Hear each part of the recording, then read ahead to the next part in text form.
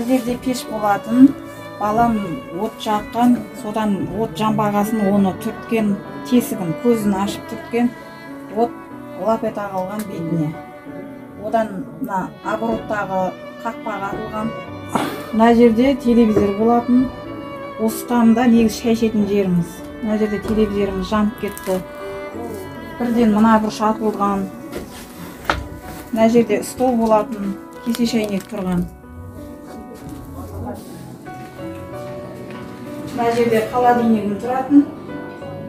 Оны сыртқа алып шығамыз деп, екі бөлініп қалған холодильник. Мына жерде он заттардың тұратын, мына бұрышта газым бар тұғын. Кірген адам бірінші газды шығарған.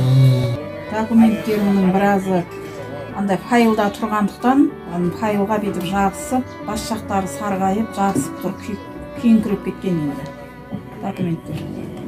Киім-кешектердің біразы жарамай, төсектерім де сондай. Менің есімім Бексұлтан Гүлназ, мен үйдің ең кішкентай қызымын. Біздің үйіміз өртеніп кетті, сондықтан үйдің ішінде ешқандай нәрсе қалмады. Бізге қиын-қыстау кезде көмектескен көкелеріме көп рахмет.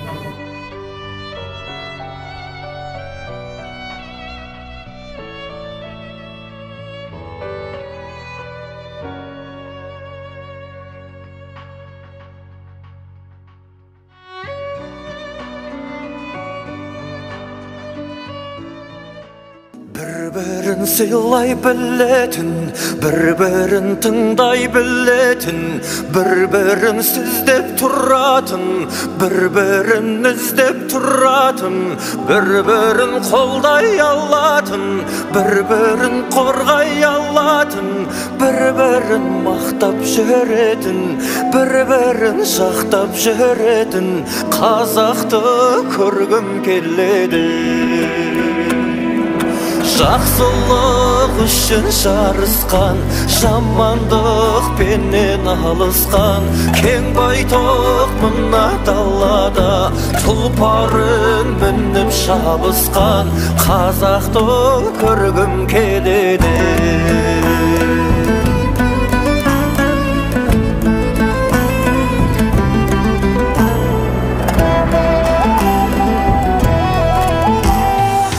Bir-birin батыр қылатын, bir-birin батыл қылатын, bir-birin алаламайтын, bir-birin табаламайтын, bir-birin елеп жүретін, bir-birin демеп жүретін, bir-birin жақсы көретін, bir-birin бауыр көретін қазақты көргім келеді. Жақсылық үшін жарысқан, жамандық пенен алысқан, кең байтақ мына далада тұлпарын мініп шабысқан қазақты көргім келеді.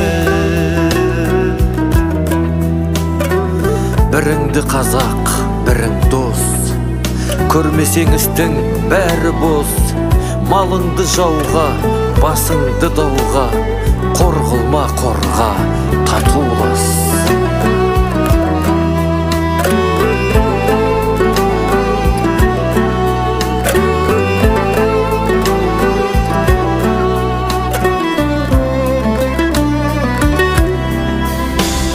Жақсылық үшін жарысқан, жамандық пенен алысқан, кең байтақ мына далада тұлпарын мініп шабысқан қазақты көргім келеді.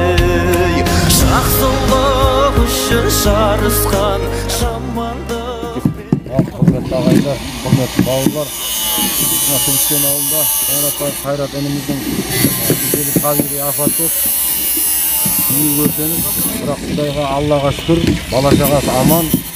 Күміскен ауылының жігіттері, Күміскен ауылының үйелі болып, үлкен қауымдастық болып, жаңа тірлік басталып жатыр. Артымызда отырған, көріп тұрғандарыңыздай асарлатып тұрғын үй салынып жатыр. Құдай қаласа бір ай, бір жарым айдың ішінде бітіреміз деген бұйрығымыз бар. ауданның әкіміне рахмет, басына келіп кетті. Ауылдың әкімі, имамы бастап пәтерлерін беріп, тілектерін айтып кетті. Қалғаны Құда қаласа осы тұрған жігіттердің міндеті деп ойлаймын. Бізден кейінгі жастар бар.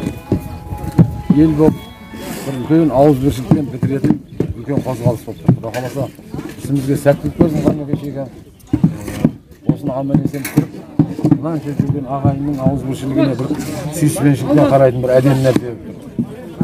Бұл енді Алла тағаланың жағы қайыр тағзымды айтып кетті ғой. Бір жағы Алланың сынағы, оған бір жағы ренжігеннен мына тірлік арты қуанышты болып жатыр. Соған қуанып тұрмыз.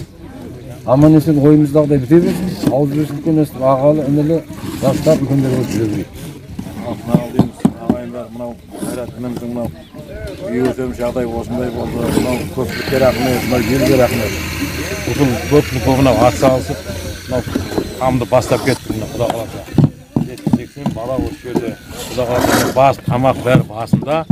Құда қаласа осы бір 20 күн, бір айда орнына келіп осыдан басқа өземізде деген ниетіміз бар. Соған атсалысып елге, басшыларға рахмет. Мына ауылдың әкімі бар, әкім аппараты бар. Бұл кеп кетті осы жерде, бәрі көріп басында жаңа болып кетті.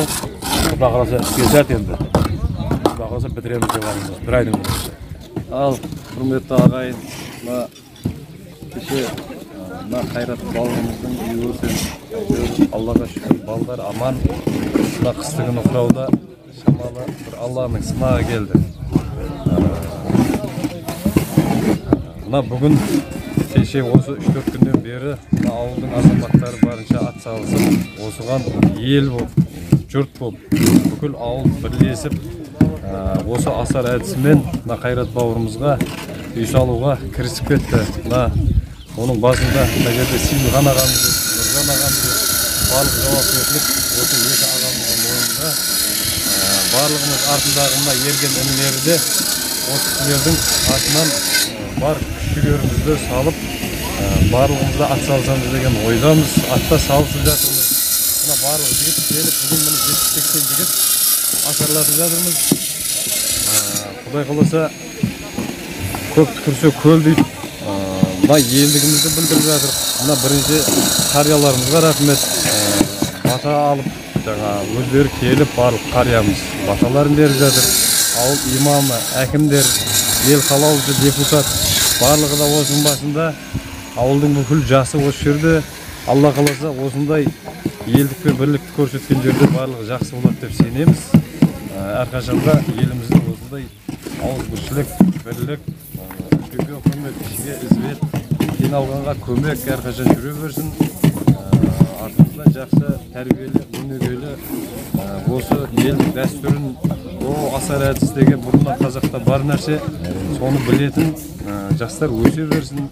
Әрқашан осындай имандылығымыз, жүректегі жылулық, мейірімділік, адам бойындағы жақсы қасиеттің бәрі арта берсін. Алла да өзі бір сынақ берген шығар. Осы барлығымызға осындай ауызбіршіліктен бәрін көрсетіп жатыр осы жерде.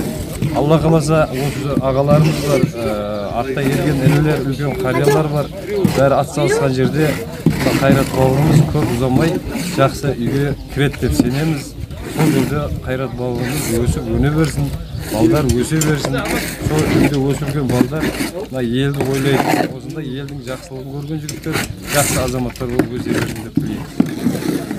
Мынау елге рахмет, мына жастарымызға, ауылдың ауыл советіне, имамымызға өстіп асар жасап мына үйді тұрғызып жатырмыз. Құда қаласа бір айдың көлемінде кіргіземіз деген ниетіміз бар. Мына көріп жатсыздар, бәрі жабылып, ауызбіршілікпенен, татулықпен бәрі қалап жатыр.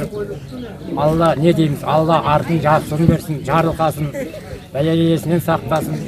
Мен осы қайраттың анасын, айналайын қайратым, жаңағы мынау келінім, бала шағасы бар. Құдайға шүкір. Мынау жаңағы Алланың берген сынағыма әйтеуір мынандай жағдайға ұшырадық. Халқыма рахмет. Ат салысып бәрі көмектесіп жатыр. Ауыл советке рахмет. Құда қаласа мына ат салысып жатқан балдарға рахмет.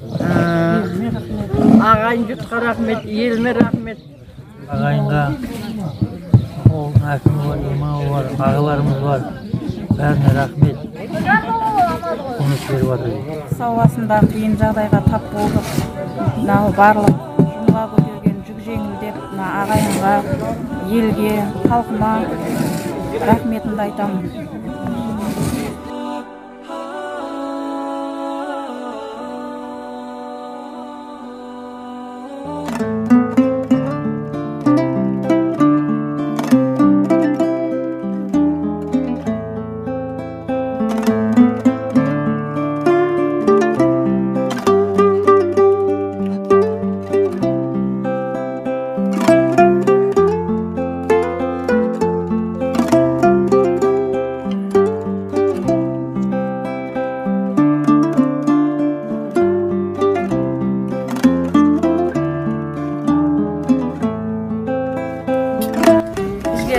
Осы әулеттің үлкені болғаннан кейін рахметтеріңізді, баталарыңызды беріңіздер деп айналайын.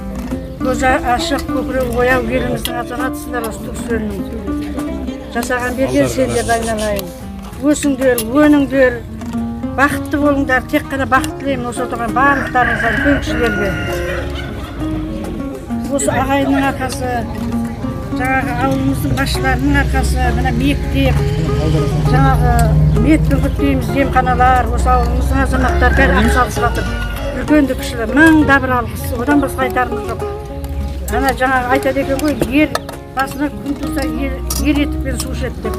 Етікпен су ішкен айналайындар, мың алғыс, мың алғыс, мың алғыс. Өсіңдер, өніңдер, ауымен, ішімдеңдер айналайын.